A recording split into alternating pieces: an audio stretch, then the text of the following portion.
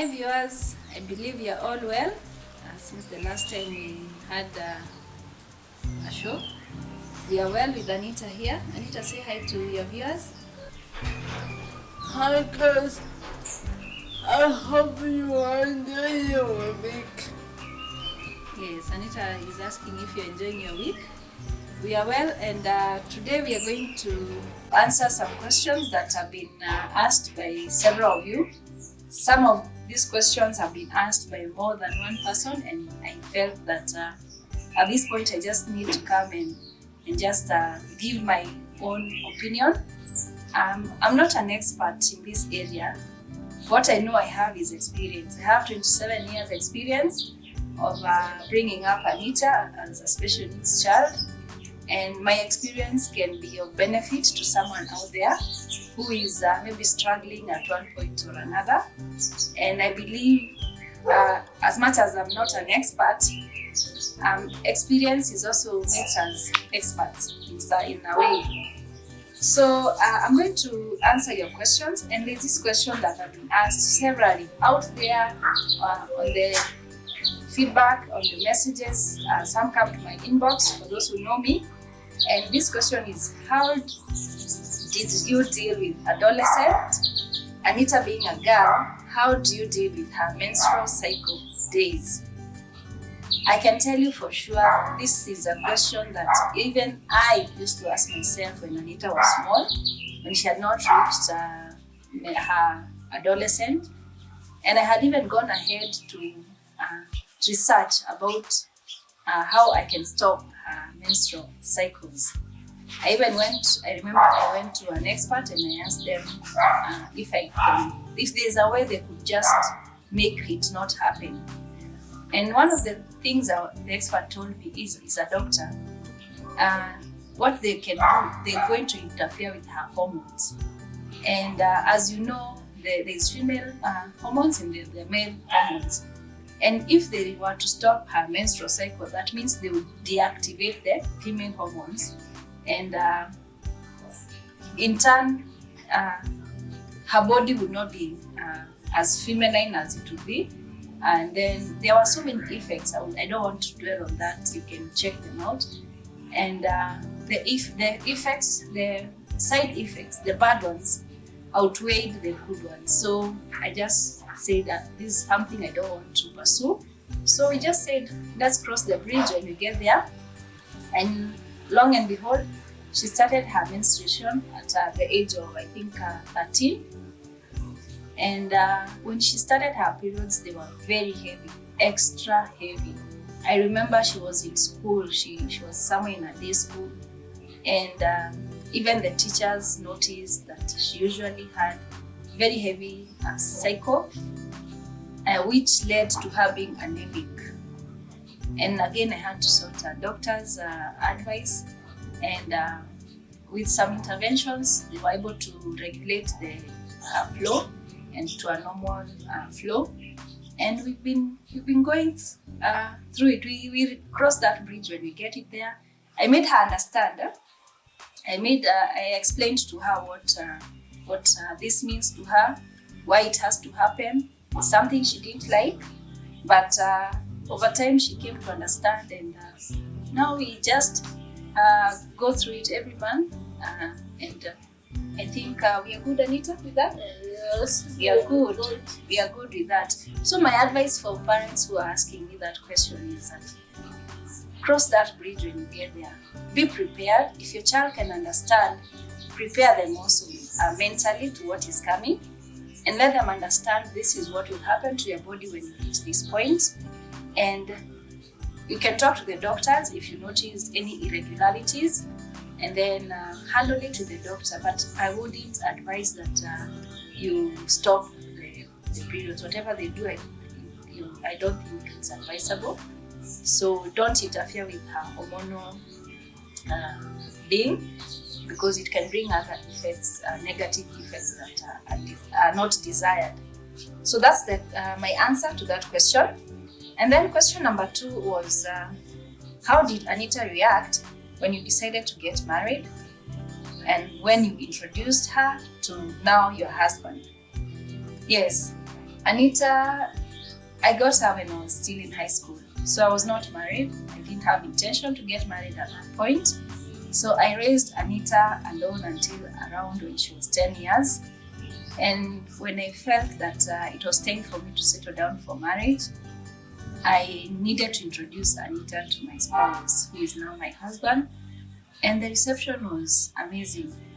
I think Anita, somehow she felt like there was a gap that I was not feeling. And when I introduced my husband to her, she was really happy. Were you?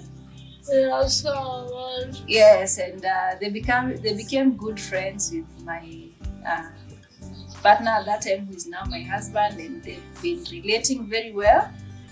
And they love each other. They respect each other. Anita respects him as a dad. He has loved Anita with love that is unconditional. We have 2 other children, and also they also love Anita as well.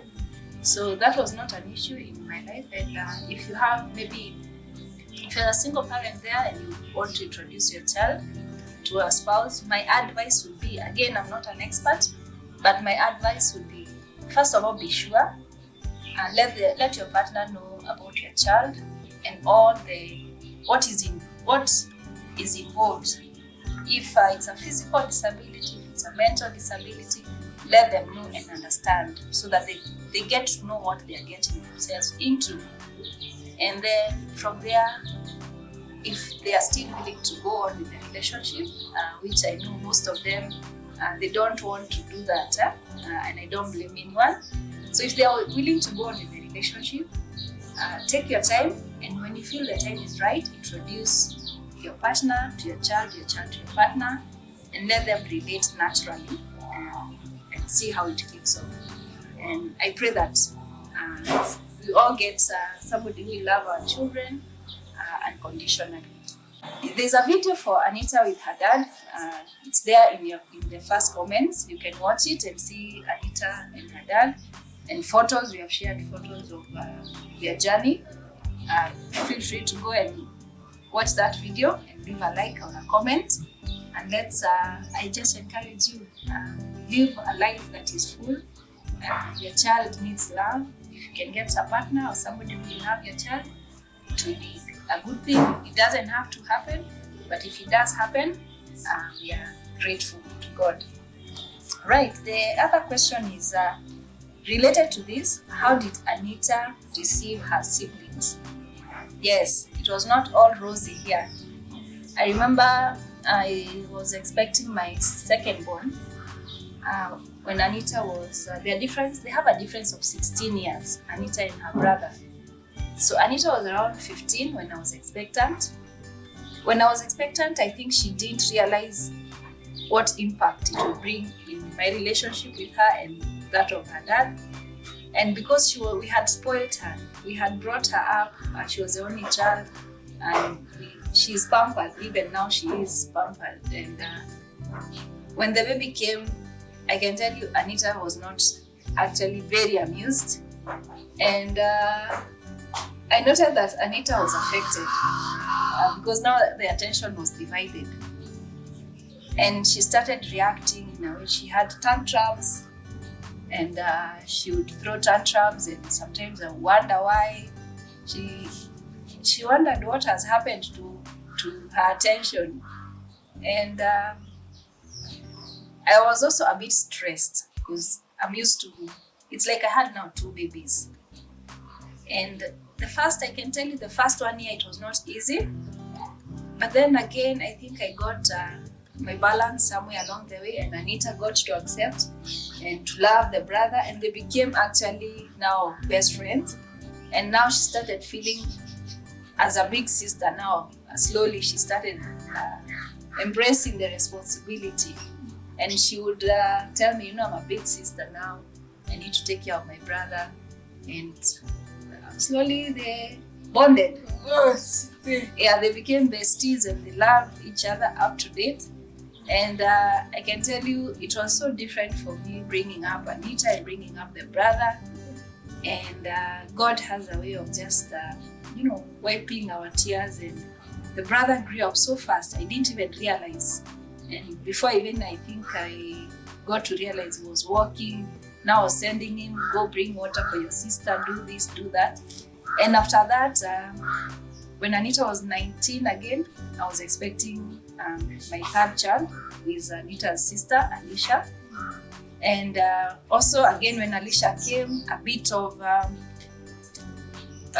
tension came in, and I could tell Anita is trying to gauge where is her attention now.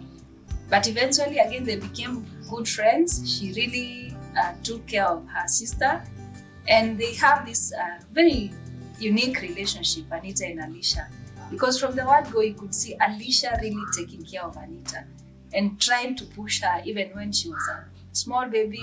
Anita holding Alicia, trying to tell me the baby wants this, the baby wants that. And by then she was a big girl, and she really played a role of a big sister. Up to date, they have this wonderful relationship with her siblings. You'll notice that if you meet us in a shopping mall, I'm not the one wheeling Anita. Most of the time it's the brother who is pushing Anita up or down, or the sister. When Anita needs small things like maybe water, she needs to maybe change from this room to another, it's the siblings now who do that for me. And I thank God for them.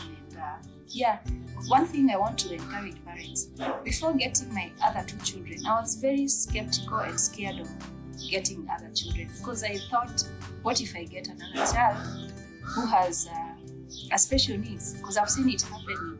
You get a first child, has special needs. Second has this other special need. And for me, I had to go to a doctor to be checked whether I'm okay to conceive when I was ready to conceive. And the doctor, of course, made recommendations here and there. At the open, one of the things that the doctor told me is that my uterus is weak, so I needed to do McDonald's stitches when I was expectant. And I've done that with my other two pregnancies, and I thank God for heeding that advice. So don't be scared if you're there and you need to get another child, because you have a special needs child. I know it's scary, the thought of having more than one child who is demanding, but there's help out there. You can go and get checked, and don't be afraid to get other children. Actually, as they grow, they are of more help, because right now, if I need to maybe to rush somewhere and Anita is alone with her siblings, I'll be sure that she'll be taken care of, maybe just for that short period of time. All right, I think that's it for that question. There's another question here about travel. How do you travel around with Anita? We've seen her on the train, we've seen her on aeroplanes. How do you manage to do that? This one is a big one. First of all, traveling around, if it's a day trip or that, we usually use our vehicle. Because of the wheelchair again, you just don't get a small kadudu car that cannot fit a wheelchair. You need a car that will fit a wheelchair. Most cars do that, but recently we've seen small cars that, even Uber, when I order Uber, I make sure that the Uber driver knows that I have a wheelchair. So if it's a small trunk that will not fit a wheelchair, I just cancel, and it's understandable. So for daily travel, we use the car. Anita has been on train when we are going to Mombasa, SGR. And I'm sorry to say SGR is not the best mode of transport for somebody who has physical challenges. First of all, because you'll be on your own. The SGR staff are not trained to take care of somebody with physical needs. They will look at you. There's no priority given to people with special needs. And when you get to the station, it's you who knows how your child will get into that train, how they will sit, how they'll be accommodated. For example, if you enter into a coach, when you travel, we use the first class. When you enter into the coach, I would expect that, and I called before booking the train to ask if they have considerations about the allocation of the seats. And they told me, no, the system does not do that. So when we enter the coach, you would expect the person with physical needs like Anita, they'll be given the first seat so that you don't have to carry her, because the aisles are thin, so you don't have to carry her through there. The wheelchair cannot pass there, so you have to lift her and carry her to the seat. So they have no that consideration. We were booked somewhere in the middle seats. So when I asked the attendant, can you please allocate us these seats in front? She told me, no, I can't move people. It's you, now me, the parent, to go and talk to the other passengers to come to an agreement if they want to surrender the seats for us or not. And I can tell you, that one I felt it's lacking on their side, because you'd expect them to take at least the honors of the task of ensuring that they explain to the passengers. So being a mother of somebody, her mouthpiece, so I went and explained to the passengers, and they agreed to surrender the first seats to us, and they went into the middle ones. But coming back from Mombasa, the ones we approached, they refused. So we had to carry Anita all the way to the middle seats, because unfortunately we were not able to get the front seats. Again, as SGR, when you alight the train at Miritini in Mombasa, there's no one to ensure that you are taken care. When you alight the train, it's like a crowd. So you're all moving. There is lifts, I think a few. Nobody is there to just make sure that Anita gets the lift, the priority to the lift. And Kenyans, we are not very kind. Kenyans, I noticed you are there with your wheelchair. Somebody else is there with their crutches. Nobody gives priority to these people to enter the lift first. You're all struggling to enter the lift to go fast. Yet you can use the staircase, you can use the ramps that are there. There are no ramps, the escalator. There's no ramp, so I would happily use a ramp instead of struggling for the lift, but there is no that option. So for me here, it's just trying to sensitize Kenyans, and it happened again on our way back to Nairobi. It happened when we reached Mombasa. You find people are struggling to go in the lift. They can even push you. They see you are there in the wheelchair, they will push you so that they get in the lift fast. And this somebody who is walking, they have no challenge whatsoever. And for me, that I feel we need a bit of sensitization. You don't need to be told that this person cannot go on stairs. You're able to see, so give priority. And also they are down, you're on your own. SGR, I think it was after COVID. So it was, I think, about 2021, 2022 there. We didn't find, and I've used SGR twice with Anita. So for me, I think that was the end of me and SGR. Another mode of transport that Anita has used is planes. She's gone several times on plane to several places. The longest we've gone on a plane was India, 2 times. And plane is one of our favorite, I think, mode of transport. The airline staff, the airport staff, most of them are very well, not most of them, all of them are well aware of the their passengers with physical needs. So usually what happens is that when you are booking, you let them know that Anita is on wheelchair. So they give you the first seat as when you enter the plane, whichever coach, whichever class you are in, they'll give you the first ones, the ones near the door, so that they don't have to go all the way in. And then also they let you board the plane, the first ones. So what they'll do, before they put anyone else in the plane, they'll come, somebody will wheel Anita and take them to the plane. They have these special small wheelchairs, they use to put her in the plane. Then they check her wheelchair in the luggage, and she's been comfortable. The 2 times that we've gone to India, she was very comfortable. And also, even locally, we've used planes. They give that priority to her. Then, when we arrive, she's the last one to disembark the plane. Reason being, everyone also wants to move out fast, and also getting her out of the aeroplane is a process. So we let everyone else come out. Then the airports or the flight attendants will come. They'll pick her and put her in the special chair. Usually, most of the time, they have already that time removed her wheelchair and it's waiting down there. So they just remove and put her back to her wheelchair. The only challenge when we are traveling to the airports and all, even SGR, is the toilets. The toilets, usually when we are traveling, I plead with Anita that we use diaper. She's not on diapers. Anita knows how to say she wants to go to the toilet. So, but when we are traveling, I really plead with her to use diapers. You know why? Anita, you know why? Because of my toilet. Yeah, because of the toilets. Oh no.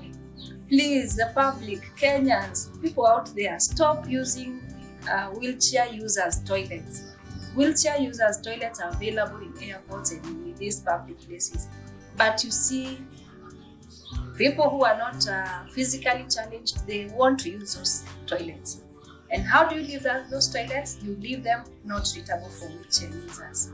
You leave them in a state that a wheelchair user will not be able to use that toilet. And it's unfortunate that some places they have to lock them. Now, if I want to go to those toilets, before I get somebody who has the key, it might be too late. And why do they lock them? Because of people who are not wheelchair users using those toilets and leaving them in a bad state. Can we just try not to use wheelchair toilets? Even if you don't spot anyone in the whole airport using a wheelchair, don't use their toilets just because they are there. Do not use wheelchair. Leave them to them and leave them to those people who are physically challenged, because that's the reason why they are there. You have other toilets you can use. And maybe another challenge of those long trips is that sometimes the sitting position, she'll get very tired, maybe sitting on a plane, maybe the seat may not be very adjustable, the neck, she wants to sleep, and but those are things that we have managed. We try as much as possible. We carry pillows to put behind, in front, and all those sides. So our travel is a process. We don't just leave the house and travel. We've traveled for holidays. Holidays are another thing. The hotels, we have to do our due diligence. Even if you're not going for a holiday, even if it's just a lunch or dinner. Yeah. Yeah. We want somewhere.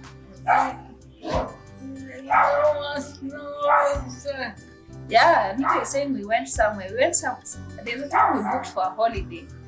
I think we were going for 4 or 5 days. And we asked the hotel and they assured us that we have wheelchair user rooms. And lo and behold, we arrived there and there was no. Actually, they didn't have a room on the ground floor. All the rooms were upstairs. They didn't have a lift. They didn't have a ramp. And we had to carry Anita for those 4 days, up and down the stairs. The restaurant was downstairs, the swimming pool, everything was downstairs, so we had to keep carrying her. And it's far, we had already paid. We arrived there and I felt like, I want to go back home today. But then because we had paid, we just persevered. The hotel was kind enough. They have another hotel in Mombasa, which is wheelchair friendly, so they gave us a complimentary as a way of making up. So we went to the Mombasa hotel at a later date. So wheelchair user rooms, most of the hotels, they have the wheelchair user rooms close to the utilities, close to the swimming pool, close to the restaurant, close to all these things that the guest is entitled to, and their bathrooms has to be wheelchair friendly and all that. So my advice for you who want to travel with your child, it's possible, but first do your due diligence. Do your due diligence on the mode of transport that you want to use. Is it friendly for you and your child? Will your child be comfortable? Look at things like toilets. Toilets, I think it's standard. For me, I don't let Anita use public. Very few places, yes, I'll let her use public toilets. But in like an airport, a train station should not use those toilets. So I prefer putting diapers, which we have come to an agreement. And also do your due diligence on the hotel you are going to visit. If you want me to recommend some hotels that are very wheelchair friendly, just leave a comment there. I will answer and give you those hotels that are very wheelchair friendly. In Mombasa, I've seen hotels which you can go all the way to the beach with a wheelchair, and your child will be able to enjoy the beach. They'll be able to swim. Yeah. So that's it for the travel. I think that one, we need a lot of also the public. Help us there. Don't scramble for the lifts.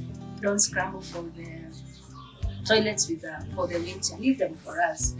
All right. The other question was, what's the future plan for Anita? Anita, what is your future plan?